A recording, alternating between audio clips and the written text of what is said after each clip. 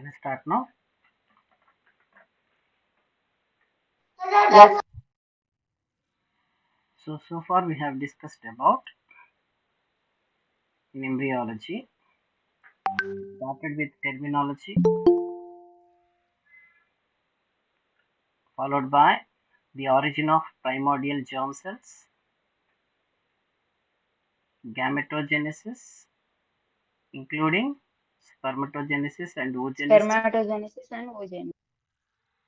followed by cleavage, mid-blastular translation, morulation, blastulation. So these are the topics we have covered. And next topic is gastrulation. Before going to that, we have to discuss something about a small topic called as fate maps, about which you will be studying in detail in your MSc. Okay, so here I am going to give you just the gist of it, what actually fate map is and what are the different types of uh, marking. Coming to fate map is a diagram of an egg or blastula. So you don't think that fate maps are constructed only in the blastula stage, but the fate maps can be constructed even in the stage of the fertilized egg itself. Egg itself. What it just indicates, it's a map. That means it's a diagram. It indicates the fate of each cell in case of blastula, or each region in case of egg at a later stage. Okay, so what it actually is going to form in the gastrulation stage, or primary germ layer stage, organogenesis stage, and finally in the adult. So the fate of each region in case of egg, the fate of each cell in case of blastula, or a group of cells or a layer in case of blastula, is drawn in the form of a diagram which is called as fate map. Okay, the embryonic regions with a distinct fate here are called as primordia or rudiments. So these are the terms which you will be hearing throughout this fate map. Primordia or rudiments. Fate maps change over time.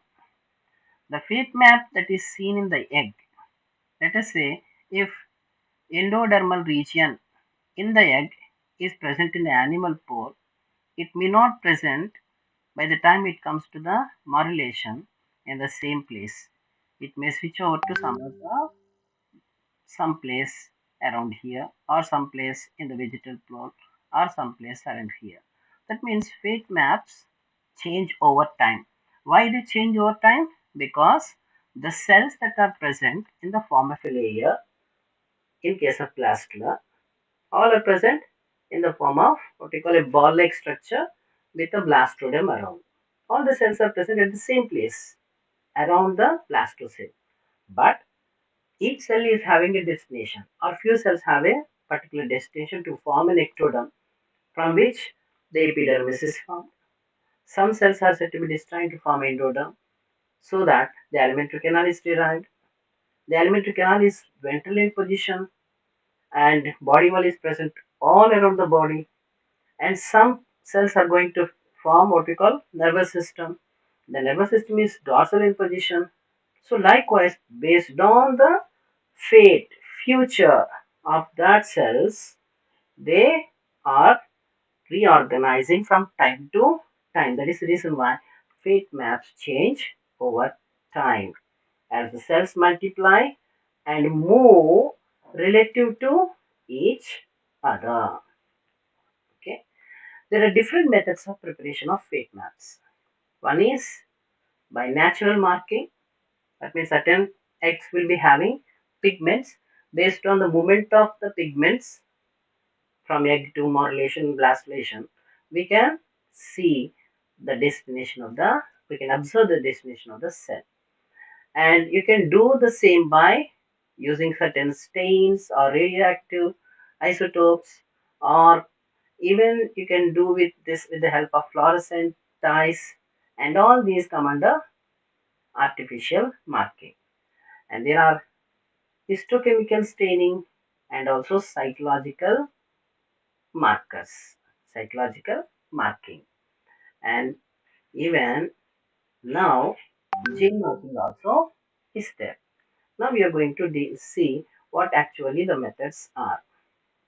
In case of natural marking, it is first observed by or discovered by or explained by Conklin in 1905 in an organism called as Stylia partita or Cynthia partita and Cyona.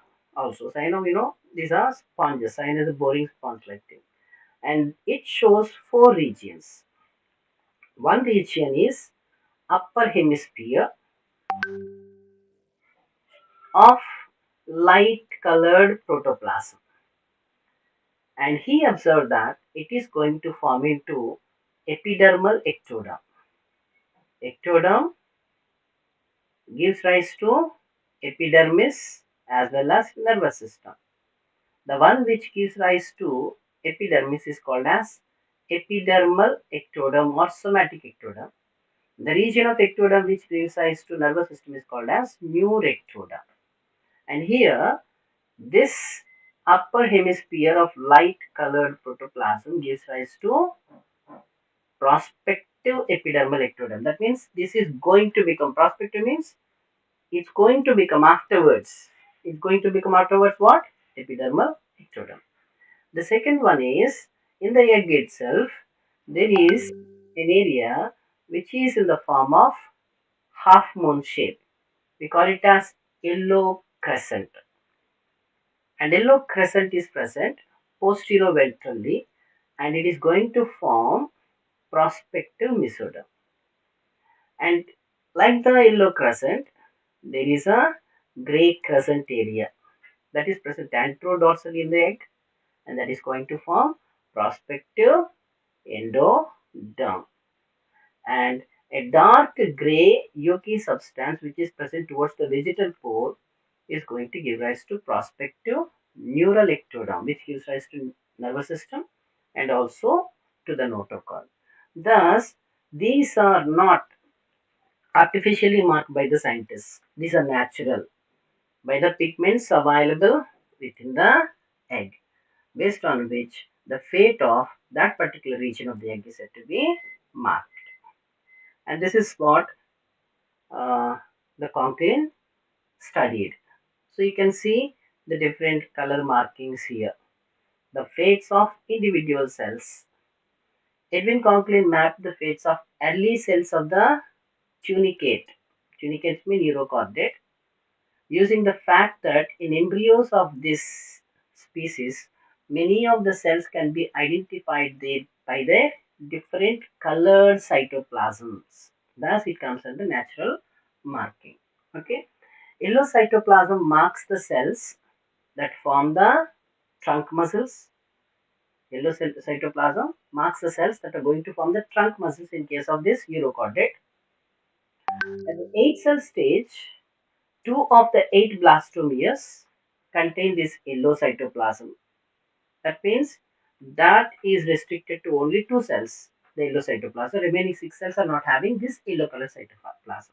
So the display from egg cell, what we have just previously said, fate maps change over time.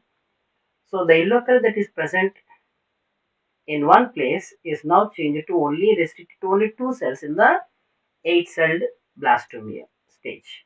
And in the early glandular stage, the yellow cytoplasm is in the precursors of the trunk musculature, it is seen. So in the early larval stage, showing the yellow cytoplasm in the C, this diagram is in the newly formed trunk muscles.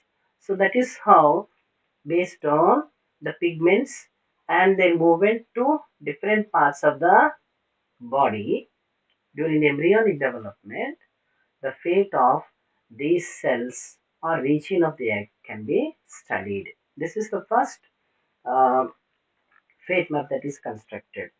Okay. And now coming to the artificial marking. In artificial marking, it was suggested by Walter White in 1925.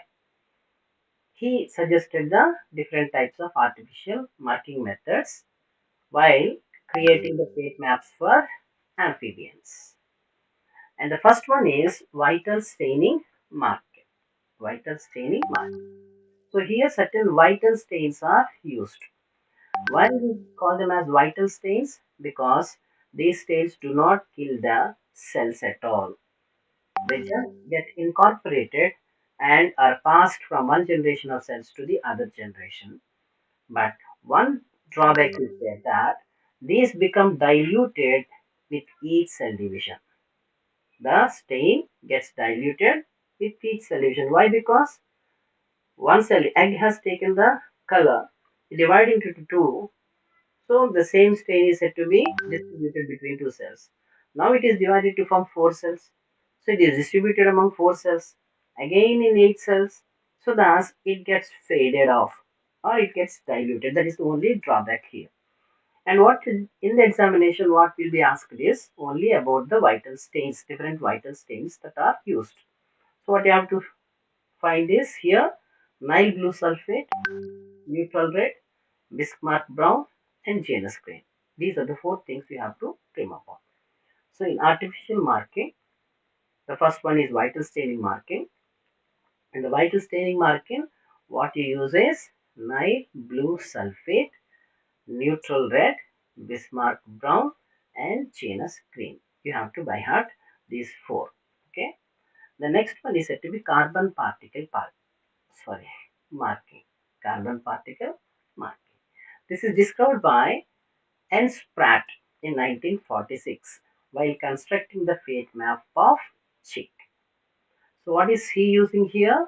He is applying just carbon particles onto the surface of the embryo and then he followed the development. And another technique, the same technique is modified by William W. Ballard.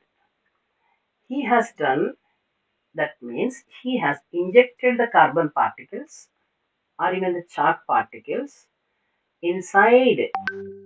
Here Spratt applied it onto the surface, but he applied them inside, injected them inside a particular region of teleost embryo, bony fish embryo, so that its fate can be traced. And it's also having a drawback. What is the drawback? It also gets diluted. The carbon particle also, as the divisions are proceeding, they also get diluted. The third one is said to be marking with fluorescent dyes. So fluorescent dyes, we know they conjugate to large metabolically inert carrier molecules that will not pass through plasma membrane or gas junctions. Okay, so that is the reason why cells are injected with these dyes. So wherever these are present, when they are said to be observed in autoradiographic experiment, they give fluorescent emission. By that, we can observe the what we call the particular fate of that particular cell. So what you have to remember is you have to remember two things here. We use fluorescently labeled dextrons and we also use fluorescent carbocyanin dyes. There are two things. And for dextron, it is fluorescein dextron amine and rhodamine dextron amine. These are chemical substances. Okay. Likewise, for fluorescent carbocyanin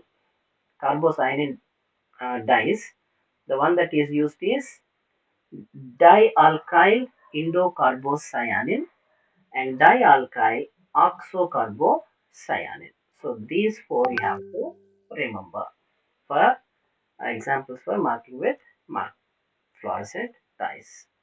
The third method is radioactive labeling. Here, the cells of the embryo are marked with a radioactive substance. So a part of this embryo, which is called as a donor, is then cut and grafted onto a normal unlabeled embryo that is called as host. And the fate of the labeled primordium, that means that of the donor, is found by sectioning the host embryos at different intervals. So what the scientists do here? They take a radioactive substance, for example, tritiated thymidine. They use tritiated thymidine. It labels the nuclei by getting incorporated into the DNA wherever the thymine is present. Okay, and thus the DNA molecule, it gets replicated, it goes to the next cell, and so on. And its fate can be traced based on the presence of tritiated thymidine. So what you have to remember here is, for radioactive labeling, the radioactive substance that you used is tritiated thymidine. And there are two drawbacks here. One is, like the other ones, it gets diluted with each cell division, and the other one is the embryo is exposed to radioactivity. So these are the two drawbacks for this method. And there is another method called as transplantation method. Here, replacement of unlabeled cells of an embryo by labeled cells of another embryo is done. So this is an embryo where this part is said to be ectoderm, or the cells which are going to give rise to certain other part of the body. And then we take another embryo, the same region, and this same region is now radioactively labeled.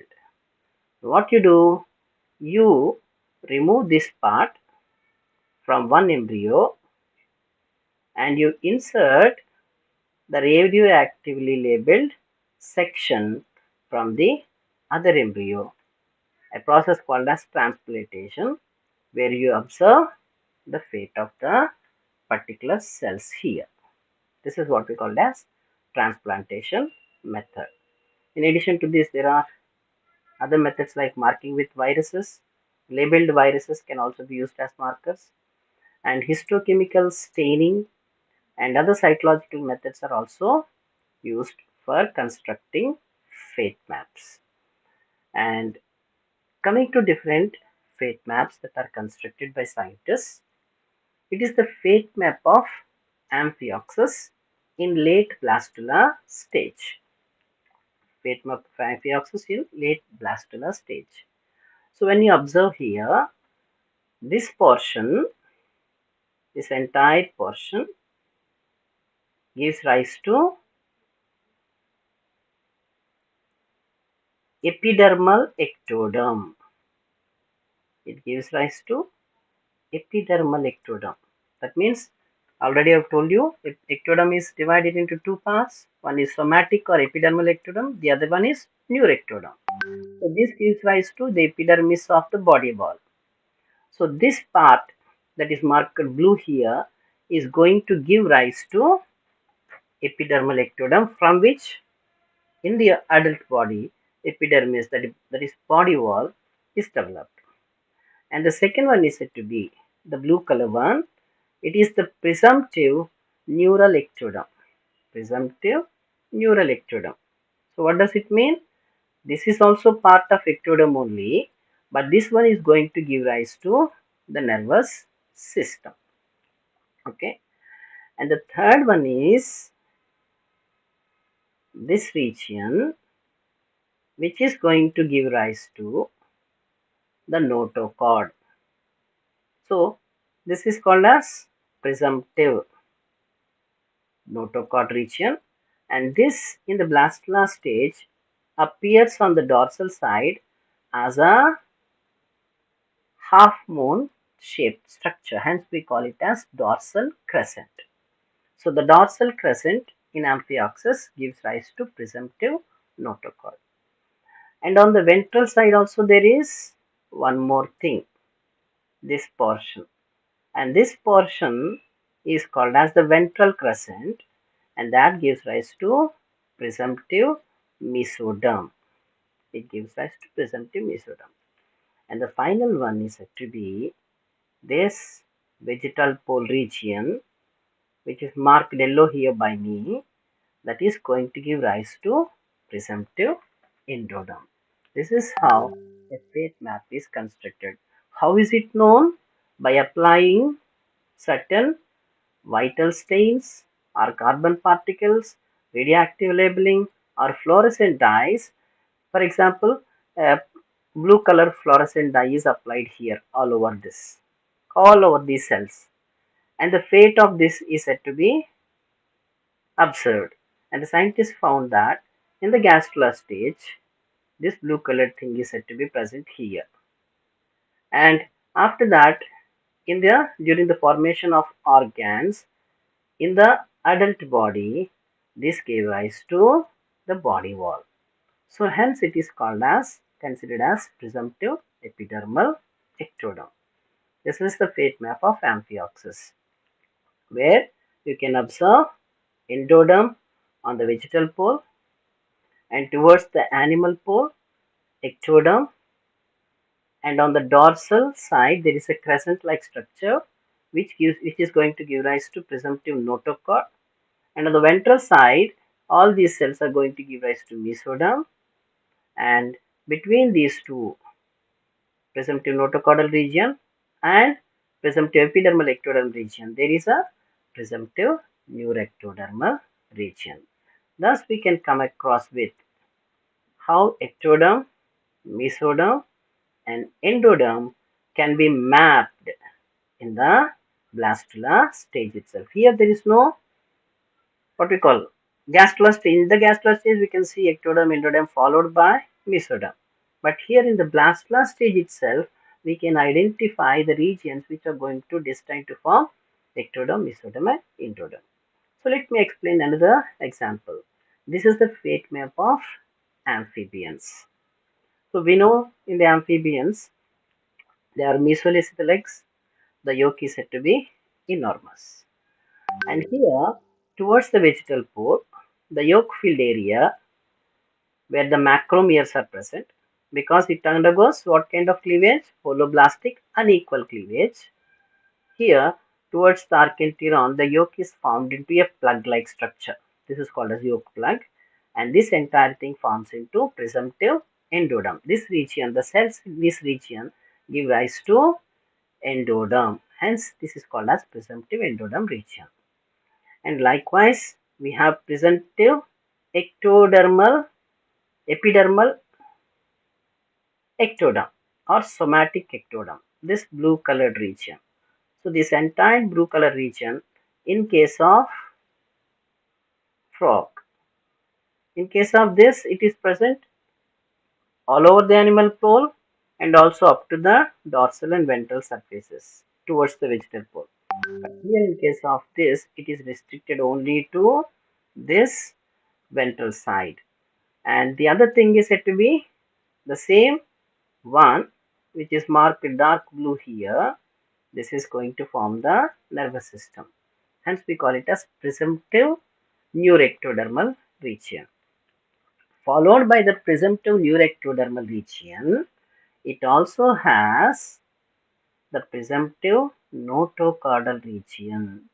So this is going to form notochord, and this is going to form notochord, and this is going to form epidermis of the body wall, and this is going to form alimentary canal. What about the remaining? The remaining is the mesoderm, which gives rise to all visceral organs, and this is divided into two regions. One region present here between endoderm and ectoderm.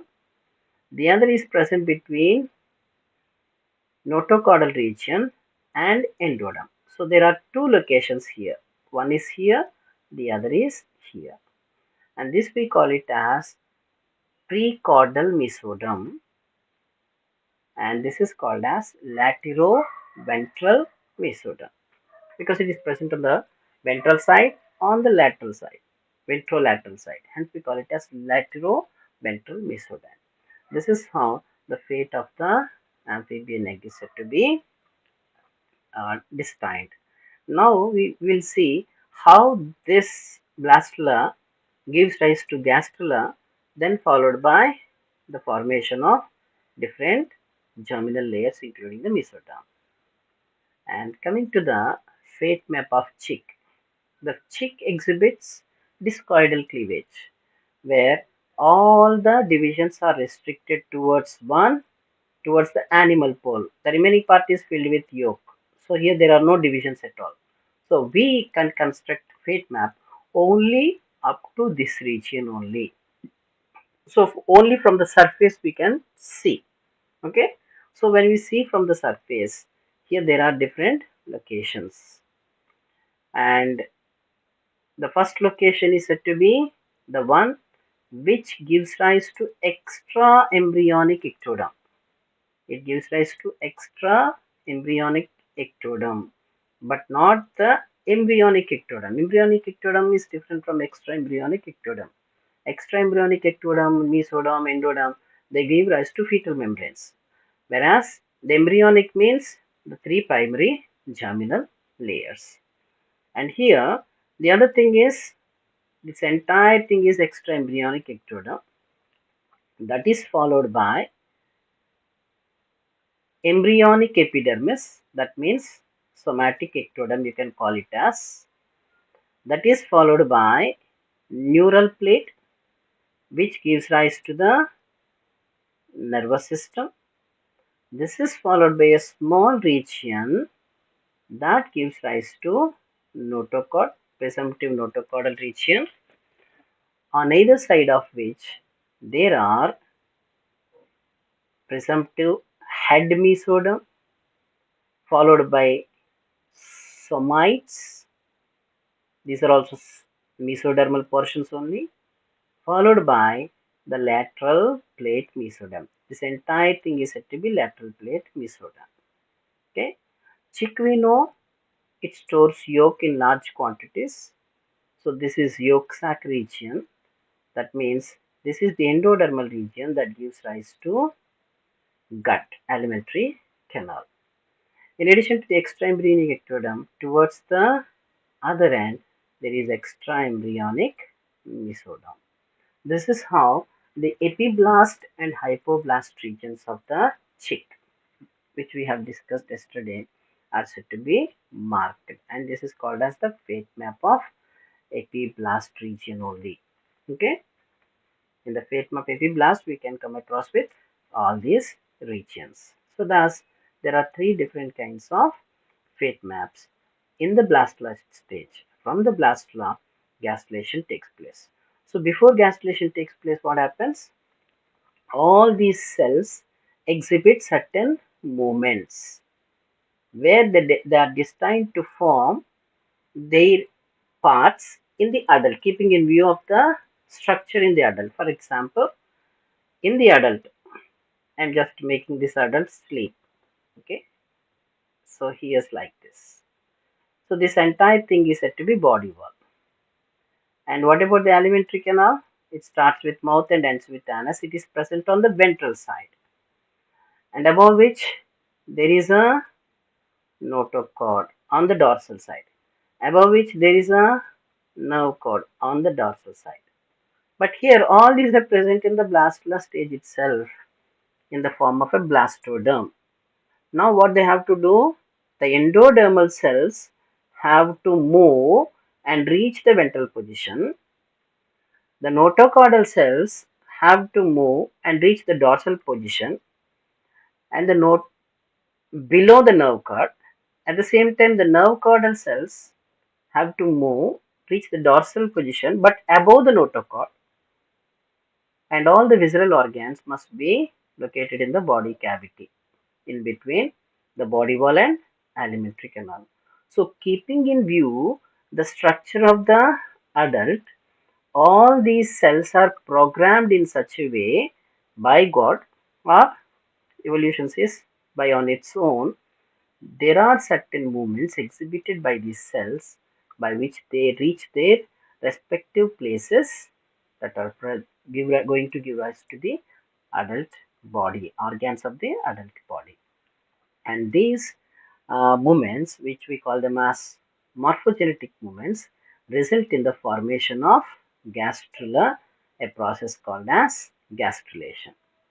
So gastrulation is nothing but the embryonic process that brings about the reorganization and displacement of What the areas? Presumptive organ forming areas of a blastula, so that the two-layered blastula is converted into, a single-layered blastula is converted into a two-layered blastula in case of Amphioxus, and in case of vertebrates, it forms into a three-layered one. This is called as, in case of Amphioxus, we call it as didermic. The gastrula is didermic with two layers. In vertebrates, it is tridermic with three layers. So generally, what we observe is when the gastrulation takes place, it gives rise to a two-layered gastrula with an outer ectoderm and inner endoderm. Between these two, there is a blastocell. Inside the endoderm, there is an archenteron with blastopore through which the archenteron opens out. And in addition to this, the third layer, that is mesoderm, also develops. And during gastrulation, cavity of blastula is said to be reduced because this is the blastocell cavity. When gastrula is formed, the blastocell cavity is restricted to this region and a new cavity appears, and that is called as archenteron or gastrocell, which is lined by endoderm. Thus, during gastrulation, another feature is that the cavity of blastula is completely obliterated, it is reduced, and a new cavity called archenteron or gastrocele, which is enclosed by endoderm, is said to be formed. And another feature of gastrulation is that it brings about antero-posterior polarity and also bilateral symmetry. So, because of gastrulation, this is blastopore. We have in the first class discussed that the blastopore either becomes mouth or anus. So, if this becomes mouth, the alimentary canal proceeds in this direction and anus develops here. Then what you say? This is the anterior region, this is the posterior region. Bisecting through this, we can see that organs are said to be present on either side that exhibits bilateral symmetry.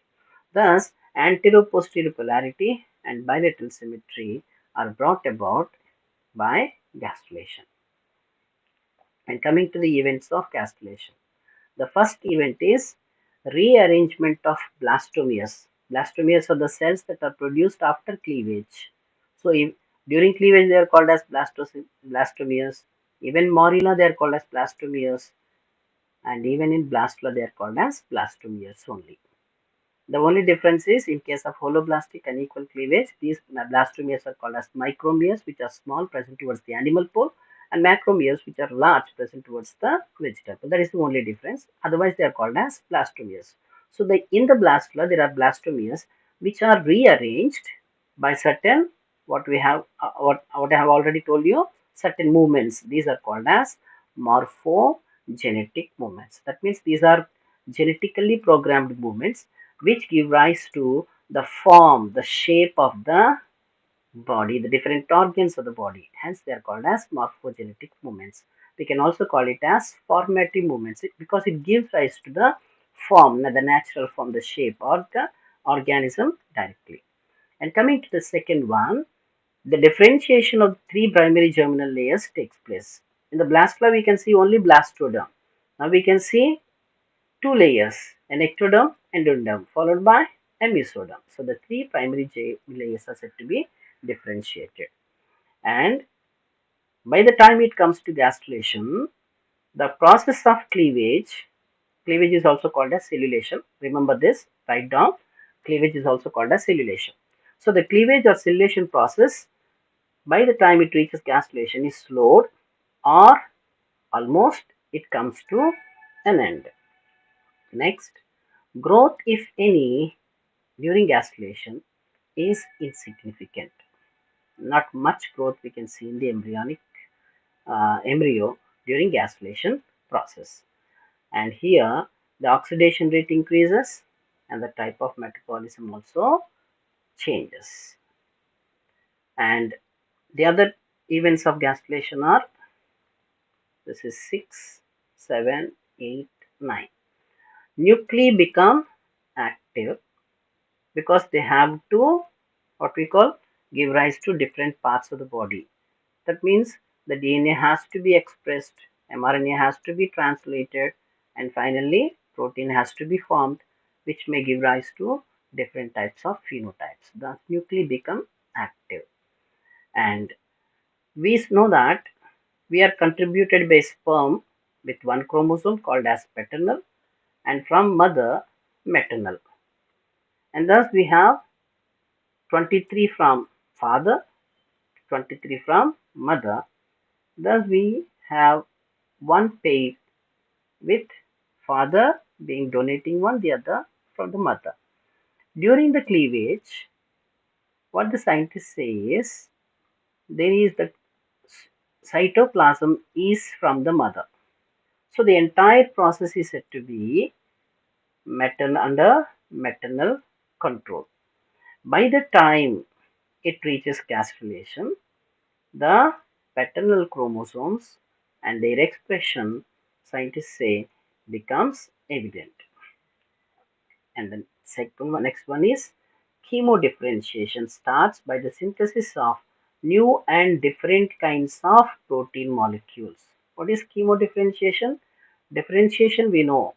One cell, hemopoietic stem cell, it gives rise to RBC, it gives rise to WBC, it gives rise to platelets. In WBC also there are 5 different types. So this is what differentiation is. And here we are talking about chemodifferentiation. What is chemodifferentiation? It is nothing but the differentiation with respect to different chemical substances. So different kinds of new protein molecules are said to be synthesized during gastrulation, which is required for the organogenesis process. And biphasic cycle with synthesis and amphases. During cleavage, we have seen that G1 is absent and G2 is absent. Only S phase is present, followed by M phase. Again S phase, followed by M phase. With each division, growth of the cell is said to be will not be taking place, and the cell decreases in size until it reaches the size of the normal adult normal cell of the adult body. So thus it is called as biphasic cycle, which is seen during cleavage. Only S and M are present, and blastulation is added. During blastulation, it adds what we call G2 phase and G1 phase. That means the entire cell cycle gets operated during blastulation followed by gastrulation. And now let us see the different types of morphogenetic movements which are responsible for blastula being converted into gastrula. So gastrulation marks the onset of cellular movement by which the embryo's organ rudiments. Organ rudiment means the organs. There are no organs here. Only the rudiments of organs are present in the form of germ layers, which are generated as part of an overall body plan. So this entire movement is based on the body plan of the adult. So these movements of the cells in the blastula, which are destined to give rise to the parts in the adult body, constitute morphogenetic movements. There are many types of morphogenetic movements, and we divide it into 3 types. The first one is called as epiboly. The literal meaning of epiboly is extending upon or throwing in. It means extending upon or throwing in. But the most when we consider these two terms with respect to the movement of the cells, epibolic movement of the cells, this suits well extending upon. Let's see how it takes place. It represents the natural tendency of epithelial sheet to expand into fray areas over substratum. What is actually its literal meaning is I'll be explaining you what actually happens here. Epibolic sheets are usually outside because they extend upon the other tissues so that they are cells or groups of cells, so that they are usually outside, or we can call them as ecto, because it is present outside, we can call this as ectodermal, and they tend to envelop and surround inner sheets. So let me actually explain what actually happens here. So this is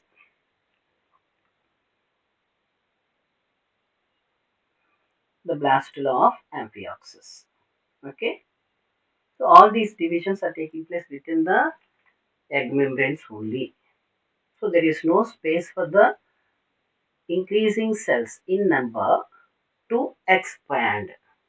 So whatever it has to adjust, it has to adjust within this boundary only. So here there is somatic ectoderm or epidermal ectoderm, and now there is neurectoderm here or that side, and followed by chorda mesoderm, which gives rise to notochord, and mesoderm, which is flanked on this side, followed by endoderm, which is present on the vegetal pole. Now what happens? All these cells, you have to remember one thing, that all these cells are dividing. So when this cell divides to form two cells, the next one also divides to form two cells, and so on, which are of the same size. That means the number of cells is increasing, but the space is said to be limited. So some of these cells have to what they have to do? They have to find a place for them, because it cannot expand, it cannot increase in size, though the number of cells is increasing. What it has to do? It has to find a space. What is that space here? It is the blastocele, into which these cells go. So here the endodermal cells now start going inside. The endodermal cells now start going inside. So thus a gastrula is formed.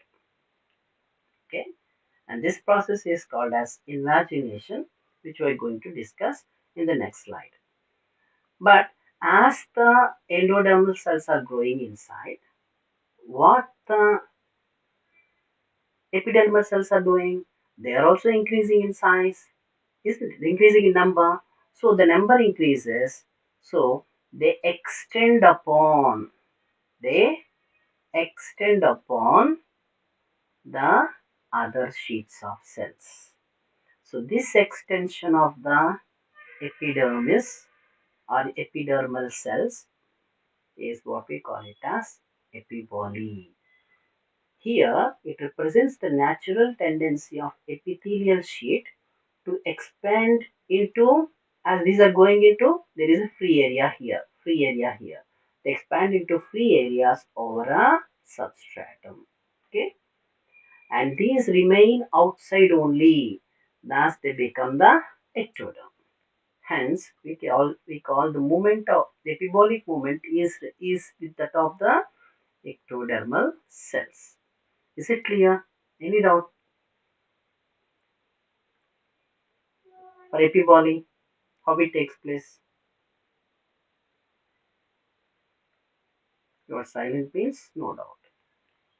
Then let's go to emboli. The second event is emboli.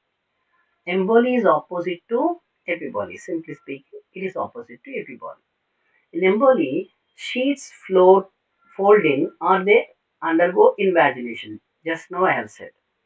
Thus, a sheet migrates inside a cell aggregate or beneath another layer. That means this is ectodermal layer, and beneath this another sheet migrates inside. Hence, we call it as invagination because of local changes in cell shape or the motility of the cell.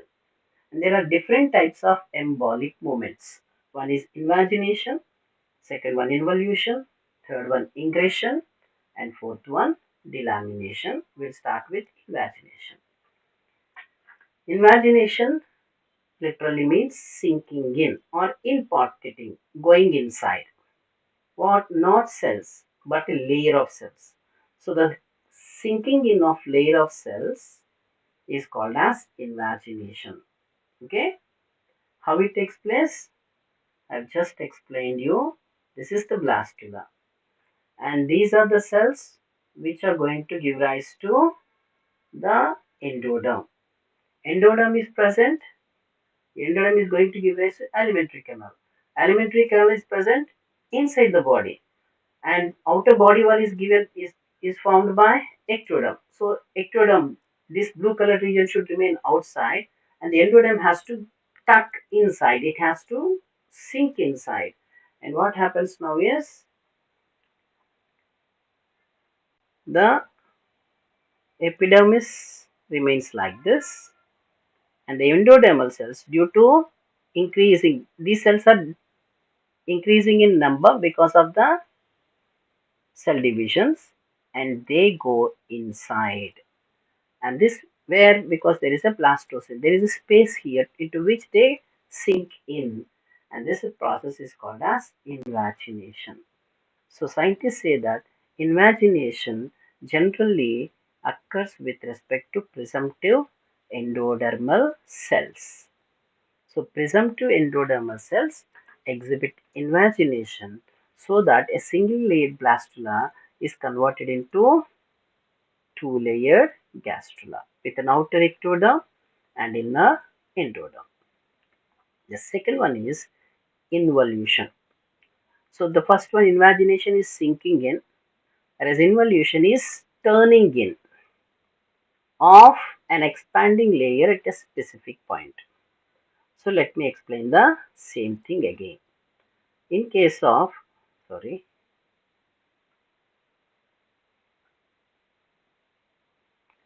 so in case of frog's egg, I'm drawing here frog egg. It shows somatic blue color, no? It shows a somatic ectoderm, isn't it? Followed by neurectoderm, followed by notocaudal region, followed by mesodermal region on either side, and endoderm, which already has migrated inside due to invagination. This is how it happens. Okay, and now what happens is this is going to give rise to mouth. Then this gives rise to anus region. So this is anterior region. This is posterior region. Whereas in case of us, if it is protostomians, in case of us, which are we are deuterostomians, this gives rise to anus and this gives rise to mouth region, and hence this becomes the anterior and this becomes the posterior, and consequently one of these two regions should become either dorsal or ventral region. So where the new rectoderm is, which gives rise to nerve cord, that region is almost gives rise to the dorsal. So this becomes the dorsal region, this becomes the ventral region. And now we have another part that is called as archenteron, which opens out through blastopore. Okay, so blastopore becomes either mouth or anus. If it is mouth, we say mouth has lips, isn't it? So here there are two lips. So this region and this region. And this region is called as dorsal lip of blastopore, and this is called as ventral lip of blastopore. Okay, so these are the different regions which we have marked now. So this is the posterior, this is the anterior, this is the dorsal, this is the ventral, and this mouth-like opening, that is blastopore on the dorsal, this region is called as dorsal lip of blastopore, and this is called as ventral lip of blastopore. Okay. So now what is going to happen? Let's see.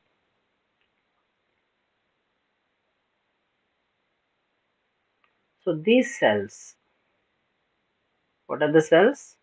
The cells which are going to distine to form endoderm, they were already have invaginated. Okay, and now there is occurring the epibolic movement of the ectodermal sheets, which extend on the free areas of a substratum or in epithelium, forming an epithelial sheet.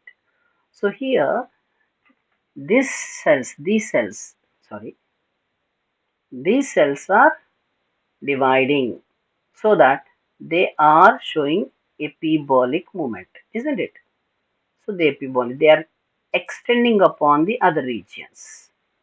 As they are extending upon the mesoderm, this region comes to occupy a position here and here, where on either side of the archenteron, one towards the roof and the other towards the floor. And these mark the mesodermal regions.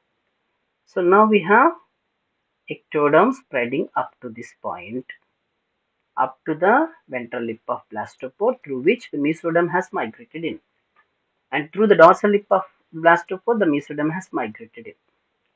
As it is happening, even the other side, the epibolic sheet is said to be spreading. Now already the mesodermal cells have gone inside, and now this is the time for the notochordal cells to come here. Okay, and the new rectodermal cells also to come to this place. Soon, as it grows, as the gastrulation process continues, and as the cells are still dividing and increasing in number, both of these three, that is mesoderm, neurectoderm, and what we call this one is notochord, they come to occupy a position here. Sorry, I forgot to mention one thing. The neurectoderm remains there only. Sorry for that. So this is the notochordal region, and the new rectodermal region is present here only. Now, what happens is, this is the new rectodermal region, and this is the notochordal region. And the notochordal region, what happened? It got turned inside.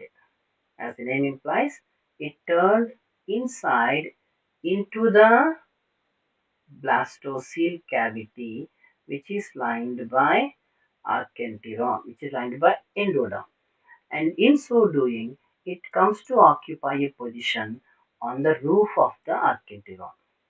So this movement of the notochordal cells, which we call it as carda mesoderm, we call this as carda mesodermal region, because there is a notochordal region and there is a mesodermal region. Both of them turn in towards from the dorsal lip of blastopore, this region, and go into the endodermal region and come to occupy a position on the roof of the archenteron. So this movement of the carda mesodermal region into the blastocele, so that they occupy the roof of the archenteron, is called as involution. So we have seen two types of these things. What is that? The first one is invagination of endodermal region. Invagination of, sorry, invagination of endodermal region. This has happened. And the second one is involution of carda mesodermal region, which forms roof of the archenteron. Okay. At the same time, now what happens is, the cells of the neuroectoderm which are present here, they get separated from the ectoderm. So now I will remove this part. So the neuroectodermal cells get separated and they form into a structure like this. They go inside. They go inside, and soon it gets separated. Soon this gets separated and forms a tube-like structure, and the epibolic movement of the ectoderm still continues. Now we come across with what we call nervous, called neurectoderm, forming into a neural tube on the dorsal side. So thus we have a nervous system on the dorsal side where this movement has taken place. Now below this there should be notochord. And now what is done here is, here this is the mesoderm and this is the mesodermal region. So let me draw this again for your understanding. So this is endodermal region and there is mesodermal region, and here there is epibolic movement of the ectodermal region, and there the mesodermal cells are present on the roof of the archenteron. And after the neural tube is formed, these cells get separated, and they get separated from this like this as the neural tube is separated, and they come to occupy a position below the neurocord, nerve cord. And thus we have a dorsal nerve cord below which there is a dorsal notochord, below which there is alimentary canal on the ventral side. Flanked on either side of the archenteron there are mesodermal cells. And in due course of time, in case of enterocoelom, which we have discussed in the first class, that here the pouches of archenteron are formed. What is that? What are the pouches here? They are nothing but the cells which are going to descend from the mesoderm. So these pouches soon get separated. Now let's see. There is a neural tube here. There is a notochord here, and there is archenteron here. And now we come across with pouches of archenteron separated. And these pouches of archenteron extend and they form into the mesoderm in due course of time, leaving a space at the center. Thus, there is a outer ectoderm, inner endoderm, and two layers of mesoderm in between.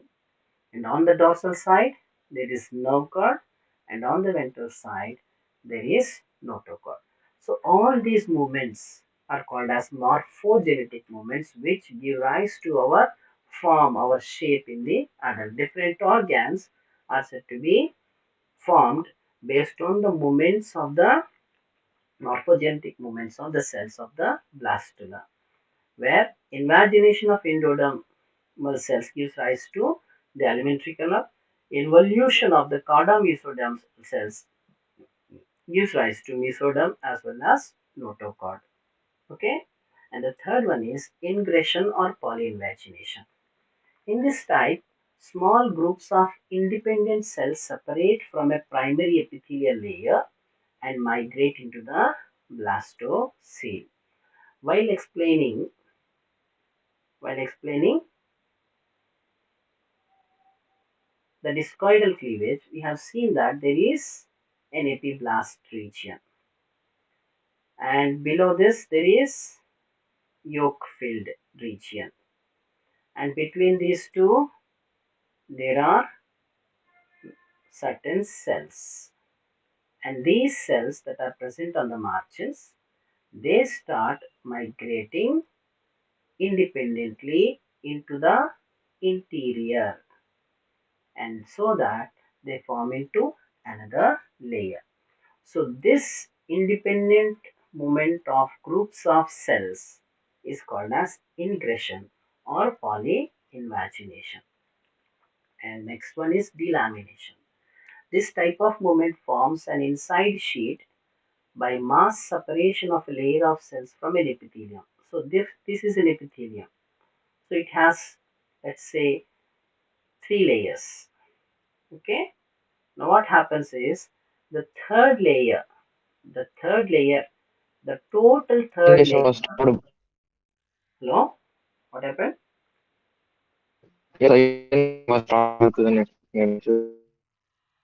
Rishi, I'm not Yes, getting. sir. Your voice is not clear. Presentation was stopped. Can anybody hear? Can second I pay? Yes. Just now, I'll show it again. Sorry.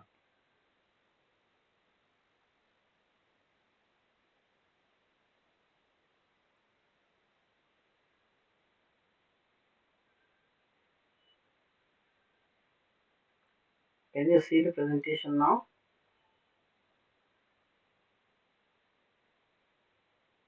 Yes, sir. Okay.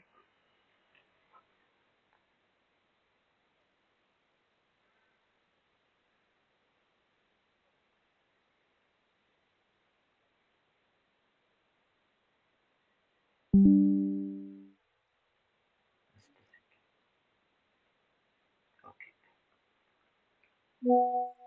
So delamination is nothing but separation of a sheet as a whole. So here there are three layers. I'm representing it again. Another layer, okay, and there is a third layer here. And now what the scientist says, this entire third layer of cells, entire third layer of cells, if it gets separated as a sheet from the overlying sheets of cells, this separation is called as delamination. Okay, this type of movement forms an inside sheet by mass separation of a layer of cells from an epithelium, and this we call it as Yes, sir. delamination. Okay, It was right? it wasn't shown for Hello, sir. Yeah, sir. No, ఇప్పటిదాకా కనపడాలి net కనబట్లేదు. బాగా వస్తుంది కనపడ net అంటే start అయిపోయి గంటన్నర అయిపోయింది కదా, నీ నెట్ అయిపోయింది, అందువల్ల నీకు కనబట్ల. ఫర్ అదర్స్ ఈజ్ లేదు ఇట్ ఎవరికి కనబట్లేదా? వస్తుంది సార్ స్క్రీన్ అదే చెప్తున్నాను కదా రిషి, నీది అయిపోయింది నెట్. సో డీలామినేషన్ చెప్పి ఆపేస్తాను అయితే, నెట్ మీకు కంటిన్యూటీ ఉండట్లేదు కాబట్టి. So in delamination, what you have to remember is a sheet of cells separates from the overlying epithelium. That is what simply delamination is. And there are other types of movements, and you need not study for this examination. But just for your understanding, I'm telling this. Concretions, one is movement of masses of cells toward each other and their fusion. So cells are coming from both the sides, and these are moving in masses, and they move towards each other, and finally they form into a sheet. That is called as concretions. Extension is elongation of gastrula in anteroposterior axis. So gastrula, this is gastrula. If this is anus, this has to form into mouth. So the gastrula elongates in anteroposterior direction, which we call it as extension simply. And divergence means after cells have involuted over the blastoporal lips. Chorda mesodermal cells, I have told you, they involute inside. They go inside and form the roof of the archenteron. They migrate and diverge to their future positions, where the notochord from this region is separated, and the mesoderm later also gets separated to form the archenteron pouches. So this is what we call it as divergence. Divergence is seen in case of lateral and ventral plate mesoderms in case of frog. So these are the different types of morphogenetic movements which give rise to uh, gastrulation. And finally, there is the third one called as epioxesis. Epioxesis is called as a modified epipoly. Here, overgrowth of micromeres over Euclidean vegetal macromeres takes place. Likewise, like what epiboly has takes place here also, the in epioxis also micromeres overgrow the over the vegetal macromeres. Here, hyaline membrane should be absent, and there must be a surface to which blastomeres adheres and move. So for the movement of this overgrowth, they need a surface of cells. So without this surface, they cannot move. So this is the just difference between epiboly and epioxesis. So I wanted to complete this part also. But because you don't have data, many of you, I will deal with the fetal membranes and I'll deal with the fate of the membranes and extraembryonic membranes, their functions in tomorrow's class, with which we close the uh, embryology class. Okay, can we close it now?